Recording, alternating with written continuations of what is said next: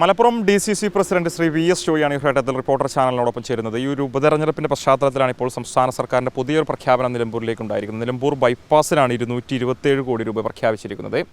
പല തെരഞ്ഞെടുപ്പുകളിലും മുന്നണികളുടെ പ്രധാനപ്പെട്ട പ്രചാരണ വിഷയം കൂടിയായിരുന്നു ഈ ബൈപ്പാസ് എന്നുള്ളത്. ഇപ്പോഴത്തെ ഒരു പ്രഖ്യാപനം എങ്ങനെയാണ് കോൺഗ്രസ് നോക്കി കാണുന്നത്? തീർച്ചയായും ഇത് വലിയൊരു പ്രഹസനം തന്നെയാണ്. കാരണം നിലമ്പൂർ ഉപതെരഞ്ഞെടുപ്പ് മുന്നിൽ കണ്ടുകൊണ്ട് ജനങ്ങളുടെ കണ്ണിൽ പൊടിയിടാനുള്ള ഒരു പൊറാട്ട് നാടകം എന്നതിനപ്പുറത്തേക്ക് ഈ പ്രഖ്യാപനം നടപ്പിലാവാൻ പോകുന്നില്ല. ഇതുകൊണ്ടൊരു പ്രയോജനവും നിലമ്പൂർകാർക്ക് ലഭിക്കാൻ പോകുന്നില്ല. യഥാർത്ഥത്തിൽ പതിറ്റാണ്ടുകളായി നിലമ്പൂർ നിവാസികളുടെ ഒരു ആവശ്യമാണ് ഈ നിലമ്പൂർ ബൈപ്പാസ് എന്നുള്ളത്.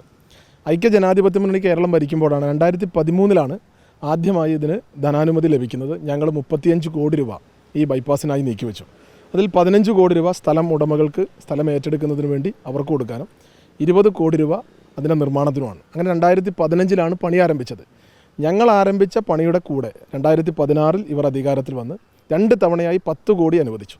അങ്ങനെ ഇവർ അനുവദിച്ച 20 കോടിയും ഞങ്ങൾ അനുവദിച്ച 35 കോടിയും അങ്ങനെ 55 കോടിയാണ് നിലമ്പൂർ ബൈപ്പാസിന് ആകെ ഇതുവരെ അനുവദിച്ചിട്ടുള്ളത്. അവിടെയാണ് അതിൻ്റെ ഇപ്പോൾ എത്തി നിൽക്കുന്ന ഘട്ടം. അതാണ്.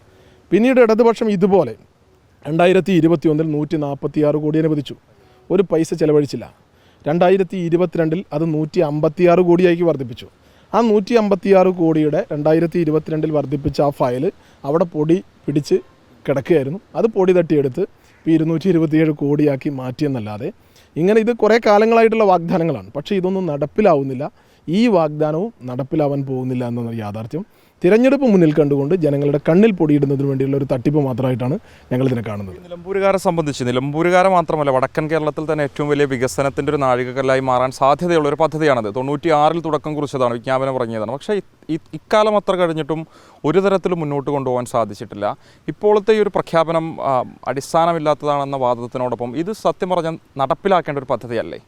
തീർച്ചയായും നടപ്പിലാക്കേണ്ട പദ്ധതിയാണ്. പക്ഷേ കഴിഞ്ഞ 9 വർഷമായി ഈ പദ്ധതി ഒച്ചുപോലെ ഇഴയുകയായിരുന്നു എന്നതാണ് യാഥാർത്ഥ്യം. ഫയലിൽ ഉറങ്ങുകയായിരുന്നു. ഇപ്പോൾ തന്നെ ഈ പ്രഖ്യാപനം ഉപതെരഞ്ഞെടുപ്പ് മുന്നിൽ കണ്ടുകൊണ്ട് ഈ പ്രഖ്യാപനം നടത്തിക്കൊണ്ട് ഒരു കാര്യമില്ല, ഒരു പ്രയോജനമില്ല. ഇനി സ്ഥലം ഏറ്റെടുക്കുന്നതിന് വേണ്ടിയുള്ള റവന്യൂ വകുപ്പിൻ്റെ നോട്ടിഫിക്കേഷൻ വരണം. അതിന് 6 മാസത്തോളം എടുക്കും. അത് കഴിഞ്ഞാൽ നോട്ടിഫിക്കേഷൻ വന്നാൽ തന്നെ പൊതുമരാമത്ത് വകുപ്പ് വഴി ധനകാര്യ വകുപ്പിലേക്ക് ഈ ഫയൽ പോയി അത് തിരികെ വരണമെങ്കിൽ വീണ്ടും 6 മാസം എടുക്കും. സത്യം പറഞ്ഞാൽ ഈ ഒരു ഇടതുപക്ഷ ജനാധിപത്യ മുന്നണിയുടെ ഭരണകാലയളവിൽ നിലമ്പൂർ ബൈപ്പാസിൽ 1 രൂപ പോലും വിനിയോഗിച്ച് ഒരു നടപടിയും ഒരു പ്രവർത്തനവും നടക്കാൻ പോകുന്നില്ല എന്നതൊരു യാഥാർത്ഥ്യമാണ്. കാരണം 9 വർഷമായി ഈ പദ്ധതി അവതാളത്തിലാക്കിയതാണ് ഇടതുപക്ഷ ജനാധിപത്യ മുന്നണിയുടെ ഗവൺമെൻറ്. ഇതെല്ലാവർക്കും അറിയുന്ന യാഥാർത്ഥ്യമാണ്. ഈ തെരഞ്ഞെടുപ്പ് മുന്നിൽ കണ്ടുകൊണ്ട് ഇപ്പോൾ പണി പൂർത്തിയാവാത്ത പാലങ്ങൾ, പാതി വഴിയിൽ നിലച്ചുപോയ റോഡുകളുടെയൊക്കെ ഉദ്ഘാടനം തകൃതിയായി നടത്തിക്കൊണ്ടിരിക്കുകയാണ്. ഇപ്പോൾ ബൈപ്പാസിൻ്റെ ഈ പ്രഖ്യാപനം ഇതൊക്കെ വെറും തട്ടിപ്പ് മാത്രമാണ്. ഇതുമായി ജനങ്ങൾക്കിടയിലേക്ക് വന്നു കഴിഞ്ഞാൽ നിങ്ങൾക്ക് വോട്ടല്ല കിട്ടുക, മറിച്ച് ആട്ടായിരിക്കും എന്ന് മാത്രമാണ് പറയാനുള്ളത്. ഇക്കാര്യത്തിൽ മുൻ MLA ആയിട്ടുള്ള PV അൻവർ പറയുന്നത് മന്ത്രി PA മുഹമ്മദ് റിയാസ് കാരണമാണ് ഈ ഒരു പദ്ധതി നടപ്പിലാകാതെ പോയത് എന്നുള്ളതാണ്. കോൺഗ്രസിന് അത്തരമൊരു നിരീക്ഷണമുണ്ടോ? തീർച്ചയായും CPM മുന്നണിയിലെ പടലപ്പിണക്കങ്ങൾ, പരസ്പരമുള്ള ഈഗോകൾ ഒക്കെ ഇതിനകത്ത് സംഭവിച്ചിട്ടുണ്ടാവാൻ സാധ്യതയുണ്ട് എന്ന് തന്നെയാണ് ഞങ്ങൾ വിശ്വസിക്കുന്നത്. കാരണം നിലമ്പൂർ മണ്ഡലത്തെ വികസന രംഗത്ത് അവഗണിക്കാൻ CPM ജില്ലാ കമ്മിറ്റിയും ഉത്തരവാദിത്തപ്പെട്ട നേതാക്കന്മാരൊക്കെ ശ്രമിച്ചു എന്ന MLAയുടെ ആരോപണം ന്യായമായും ബലമായും അതിൽ ഞങ്ങൾ സംശയം കണ്ടെത്തുകയാണ്. അങ്ങനെ ഒരു ആരോപണത്തിന് ബലം നൽകുന്ന രീതിയിലാണ് കഴിഞ്ഞ കാലങ്ങളിലൊക്കെ ഇത് വന്നിട്ടുള്ളത്. പ്രത്യേകിച്ച് PM മുഹമ്മദ് റിയാസ് പൊതുമരാമത്ത് വകുപ്പ് മന്ത്രിയായതിനു ശേഷം നിലമ്പൂരിനോട് കടുത്ത അവഗണന ഉണ്ട് എന്നുള്ളത് PV അൻവർ MLAയുടെ ആക്ഷേപത്തിൽ കുറച്ച് കഴമ്പുണ്ട് എന്ന് തന്നെയാണ് ഞങ്ങൾ വിശ്വസിക്കുന്നത്. തെരഞ്ഞെടുപ്പുമായി ബന്ധപ്പെട്ട് ചോദിക്കുമ്പോൾ എങ്ങനെയാണ് UDFൻ്റെ തയ്യാറെടുപ്പുകൾ മുന്നോട്ട് വന്നത്? പലയിടങ്ങളിൽ യോഗം ചേരുന്നതൊക്കെ കാണുന്നുണ്ട്. എന്താണ് തെരഞ്ഞെടുപ്പിൽ മുന്നൊരുക്കങ്ങൾ? തെരഞ്ഞെടുപ്പിൽ തകൃതിയായി നല്ല രീതിയിലുള്ള മുന്നൊരുക്കം. ഏത് നിമിഷം തെരഞ്ഞെടുപ്പ് പ്രഖ്യാപിച്ചാലും അതിനെ നേരിടുന്നതിന് വേണ്ടിയുള്ള ഒരുക്കങ്ങൾ നടന്നുകൊണ്ടിരിക്കുകയാണ്. എല്ലാ തരത്തിലും വോട്ടർ പട്ടികയിൽ പേര് ചേർക്കുന്ന ഉൾപ്പെടെ ബൂത്ത് കമ്മിറ്റിയുടെ പുനഃസംഘടന ഉൾപ്പെടെയുള്ള എല്ലാ കാര്യങ്ങളും നേതാക്കന്മാർക്ക് കൃത്യമായി ചുമതല KPCCയുടെ നേതാക്കന്മാർ ശ്രീ AP അനിൽകുമാർ MLA ഉൾപ്പെടെയുള്ള നേതാക്കന്മാർ ചുമതലയേറ്റ് അവരുടെ നേതൃത്വത്തിൽ യോഗങ്ങൾ കഴിഞ്ഞു.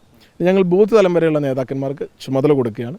ബാക്കി കാര്യങ്ങൾ എപ്പോൾ തിരഞ്ഞെടുപ്പ് പ്രഖ്യാപിച്ചാലും വളരെ പെട്ടെന്ന് തന്നെ തിരഞ്ഞെടുപ്പ് പ്രചരണ പ്രവർത്തനങ്ങളിലേക്ക് ഇറങ്ങാൻ കഴിയുന്ന രീതിയിലുള്ള തയ്യാറെടുപ്പുകളെല്ലാം പൂർത്തീകരിച്ചുകൊണ്ട് മുന്നോട്ട് പോയാൽ. ഒറ്റ കാര്യം, ഇപ്പോൾ മുസ്ലിം ലീഗ് പ്രധാനപ്പെട്ട ഘടകകക്ഷി വളരെ സജീവമായി പ്രചാരണം ആരംഭിച്ചത്. ഇപ്പോൾ ചന്തക്കുന്നിൽ ചുവരെഴുത്തൊക്കെ ലീഗ് പ്രവർത്തകർ തുടങ്ങിയിട്ടുണ്ട്. അതിന് മുമ്പ് വലിയൊരു കൺവെൻഷൻ സംഘടിപ്പിച്ചു. ലീഗിൻ്റെ സംസ്ഥാന ജനറൽ സെക്രട്ടറി കഴിഞ്ഞ ദിവസം പറഞ്ഞത് നിലമ്പൂരിലെ UDF സ്ഥാനാർത്ഥിയെ PV അൻവർ നിർദ്ദേശിക്കേണ്ട എന്നുള്ളതാണ്. അതിനോടുള്ള പ്രതികരണം എങ്ങനെയാണ്? അതെല്ലാവരും അങ്ങനെ തന്നെയാണല്ലോ പറഞ്ഞത്. അതിനകത്തൊരു അഭിപ്രായ വ്യത്യാസമില്ല. PV അൻവർ തന്നെ പറഞ്ഞിട്ടുണ്ടല്ലോ UDFൻ്റെ സ്ഥാനാർത്ഥി ആര് തന്നെയായാലും ഞാൻ പിന്തുണയ്ക്കും, പിന്താങ്ങും എന്ന് പറഞ്ഞതോടുകൂടി അത് ആദ്യ ഘട്ടത്തിലുണ്ടായിരുന്ന ചെറിയൊരു അഭിപ്രായം മാത്രമാണ്. അദ്ദേഹം തന്നെ അത് തിരുത്തിയിട്ടുണ്ട്. UDFിൻ്റെ സ്ഥാനാർത്ഥിയെ കോൺഗ്രസിൻ്റെ സ്ഥാനാർത്ഥിയെ കോൺഗ്രസ് തന്നെയാണല്ലോ തീരുമാനിക്കുന്നത്. അതിനകത്ത് പുതുതായിട്ടൊന്നുമില്ല, അത് യാഥാർത്ഥ്യമാണ് അദ്ദേഹം പറഞ്ഞത്. ഇപ്പോൾ അങ്ങേ കണ്ടുകൊണ്ട് ചോദിക്കുന്നത് പലതരത്തിലുള്ള പ്രചാരണങ്ങൾ നടക്കുന്നുണ്ട്. അങ്ങയുടെ പേരുണ്ട്, കോൺഗ്രസിൻ്റെ മറ്റൊരു നേതാവിൻ്റെ പേര് ഉൾപ്പെടെ നടക്കുന്നുണ്ട്. എപ്പോഴാണ് ഇതിലൊരു ഔദ്യോഗിക സ്ഥിരീകരണം ഉണ്ടാകുക? കോൺഗ്രസിൻ്റെ പ്രവർത്തകർക്കിടയിൽ പോലും ഒരു സംശയമുണ്ട് എന്നുള്ളതാണ്.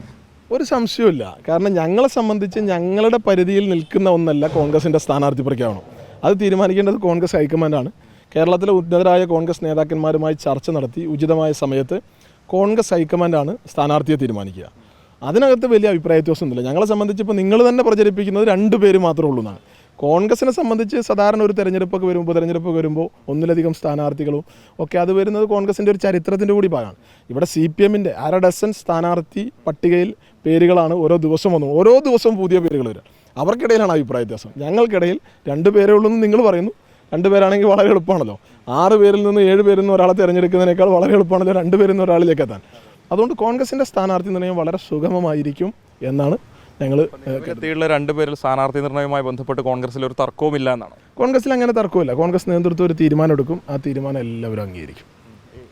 ആര് സ്ഥാനാർത്ഥിയാണെങ്കിലും അതിൻ്റെ പിന്നാലെ കോൺഗ്രസ് ഉണ്ടാവും. ഒറ്റക്കെട്ടായി ആര് സ്ഥാനാർത്ഥിയാണെങ്കിലും കോൺഗ്രസിൻ്റെ സ്ഥാനാർത്ഥി ആരായാലും. കാരണം ഈ മണ്ഡലം തിരിച്ചു പിടിക്കണം എന്നുള്ള ഒറ്റ വികാരത്തിലാണ് ഈ പ്രദേശത്തെ കോൺഗ്രസിൻ്റെ പ്രവർത്തകർ. ആര്യാടൻ സാറും VV പ്രകാശും അവർ മരിച്ചുപോയി. അവരുടെ ജീവിതത്തിൻ്റെ അന്ത്യാഭിലാഷമായിരുന്നു ഈ മണ്ഡലം തിരിച്ചു പിടിക്കുക എന്നുള്ളത്. അത് തിരിച്ചു പിടിക്കുക എന്ന അവരുടെ ആ അന്ത്യാഭിലാഷം സാക്ഷാത്കരിക്കുന്നതിന് വേണ്ടി കോൺഗ്രസ് പ്രവർത്തകർ ഒറ്റക്കെട്ടായി ഒരുമിച്ച് ഒരു സ്ഥാനാർത്ഥിയുടെ പിന്നിൽ അണിനിരക്കും. ഐക്യജനാധിപത്യ മുന്നണിയും ആ സ്ഥാനാർത്ഥിയുടെ പിന്നിൽ അണിനിരക്കും. ഒരഭിപ്രായ വ്യത്യാസം ഉണ്ടാവില്ല. അഭിപ്രായ വ്യത്യാസം ഉണ്ടാവും എന്ന് വിചാരിച്ച് ആരെങ്കിലും അടുപ്പിൽ വെള്ളം വെച്ച് കാത്തിരിക്കുന്നുണ്ടെങ്കിൽ അത് ആ തീ കെടുത്താനുള്ള സമയമായി എന്ന് മാത്രമേ പറയാനുള്ളൂ. അവസാനമായി ഒറ്റ കാര്യം കൂടി, അങ്ങ് നിലമ്പൂരുകാരനാണ്, ഈ നാട്ടുകാരൻ കൂടിയാണ്. സ്വന്തം നാട്ടിൽ മത്സരിക്കാനുള്ളൊരു ആഗ്രഹമുണ്ടോ? അതല്ല, അതൊക്കെ പാർട്ടി നേതൃത്വമാണ് തീരുമാനിക്കുന്നത്. നമുക്ക് ആഗ്രഹങ്ങൾ ഉണ്ടാവാം, ആഗ്രഹങ്ങളില്ലാതിരിക്കും. നമ്മുടെ ആഗ്രഹങ്ങൾക്കൊക്കെ അതിൽ വെച്ചിട്ടുള്ളത് കോൺഗ്രസ് പാർട്ടി നേതൃത്വമാണ്. കോൺഗ്രസ് പാർട്ടി നേതൃത്വം ഈ വിഷയത്തിലെടുക്കുന്ന എന്ത് തീരുമാനം എടുത്താലും ആ തീരുമാനം അംഗീകരിക്കും. അൻവറിൻ്റെ ഒരു പിന്തുണ ഈ തെരഞ്ഞെടുപ്പിൽ ആ രീതിയിൽ തന്നെ പ്രതീക്ഷിക്കുന്നുണ്ട്. അൻവർ മുന്നണിയിൽ തെരഞ്ഞെടുപ്പിന് മുൻപ് തന്നെ മുന്നണിയിലേക്ക് എടുക്കുമെന്നൊരു പ്രതീക്ഷയൊക്കെ തന്നെ പങ്കുവെക്കുന്നുണ്ട്. അതൊക്കെ UDFിൻ്റെ സംസ്ഥാന നേതൃത്വം ചർച്ച ചെയ്ത് അവരൊരു തീരുമാനം എടുക്കും ആ വിഷയത്തിനകത്ത്. തീർച്ചയായും ഈ തെരഞ്ഞെടുപ്പ് ഉണ്ടായത് തന്നെ അദ്ദേഹം രാജിവെച്ചതുകൊണ്ടാണ്. അദ്ദേഹത്തിൻ്റെ പൂർണ്ണ പിന്തുണ ഐക്യജനാധിപത്യ മുന്നണിക്ക് തിരഞ്ഞെടുപ്പിലുണ്ട്. ഞങ്ങളുടെ ഭാഗമായി അദ്ദേഹം തിരഞ്ഞെടുപ്പ് പ്രചരണ പ്രവർത്തനങ്ങളുണ്ടാവും. തീർച്ചയായും വളരെ നന്ദി. എന്തായാലും സജീവമായ തെരഞ്ഞെടുപ്പ് പ്രചാരണ പ്രവർത്തനങ്ങളുമായി ബന്ധപ്പെട്ട തയ്യാറെടുപ്പുകളുമായി കോൺഗ്രസ് മുന്നോട്ട് പോകുന്നുണ്ട്. ഇപ്പോൾ ഈ നിലമ്പൂർ ബൈപ്പാസുമായി ബന്ധപ്പെട്ട് പ്രഖ്യാപിച്ചിട്ടുള്ള ആ ഒരു പ്രഖ്യാപനം കേവലം പ്രഹസനം മാത്രമാണെന്ന് DCC പ്രസിഡന്റ് VS ജോയ് നമ്മളോട് പ്രതികരിക്കുകയാണ്. വീഡിയോ ജേർണലിസ്റ്റ് സജി നിലമ്പൂരിനൊപ്പം reporter Mubashir P. Akbar, in reporter Nilambur.